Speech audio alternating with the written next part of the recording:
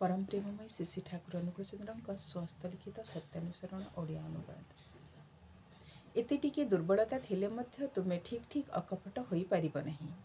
आओ जेते दिन तुमर मन मुह एक न हेउछि सेते दिन तुमर मलिनता देहरे हाथ भी पड़िबो नहीं। मन मुह एक होई गले आओ ता भितरे मैला जमी पारे नहीं। गुप्त आवर्जना भाषारे भासी उठे, पाप जाई ता भितरे बसा बांधी पारे नहीं। हटि जिबाटा बरं दुर्बलता नुहे, किंतु चेष्टा न करिबा ही दुर्बलता। तुमे कौनसी किछि करिबाकू प्राणपणे चेष्टा करी मध्य जदि विफल मनरथ हुओ क्षति नहीं। तुमे छाड़ नहीं, एही अम्लान चेष्टा ही तुमको मुक्ति आड़कू नहीं जीवो। दुर्बल मन चिरकाल ही संदिग्ध, सेमाने कदापि निर्भर करि पारंती नहीं। विश्वास हराइछंती तेणु प्राय रुग्ण कुटिल इंद्रिय परवश होई पड़ंती।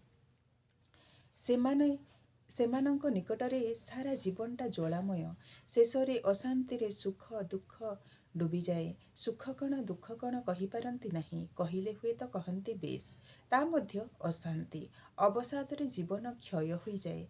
दुर्बल हृदय प्रेम भक्तिर स्थान नहीं।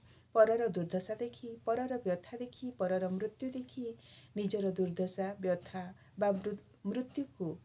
बा मृत्युर आशंका करी भांगी पड़िबा, झाउड़ी पड़िबा बा कांदी आकुल हेबा से सबु दुर्बलता। जेउमाने शक्तिमान सेमाने जाहा भी करंतु सेमानंकर नजर किंतु निराकरण दिगरे, जेपरि से सबु अवस्थारे आउ केही विध्वस्त न हुअंती। प्रेमर सहित ताहार उपाय चिंता करिबा बुद्धदेवंकर जाहा होइथिला। एहा ही हेउछि सबल हृदयर दृष्टांत। तुमे कुहना तुमे भीरु, कुहना तुमे कापुरुष, कुहना तुमे दुराशय। पितांक आड़कू नजर कर, आवेग भरे कुह, हे पिता मु तुमरी संतान, मोर आउ जड़ता नहीं, आउ दुर्बलता नहीं, मु आउ का पुरुष नुहे, मु आउ तुमको भूली नरक आड़कू दौड़ी जीवी नहीं, आउ तुमर ज्योति आड़कू पछ करी अंधकार अंधकार बोली चित्कार करिबे नहीं। अनुताप कर, किंतु स्मरण रख जेपरि पुनराय अनुतप्त हेबाकू न पड़े।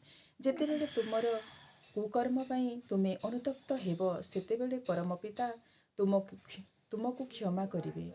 आउ क्षमा पाइले ही बुझी पारिबो तुम हृदय पवित्र सांत्वना आसुछि। आउ ताहा हेले ही तुमे विनीत शांत ओ आनंदित हेब। जे अनुतप्त होई मध्य पुनराय सेही प्रकार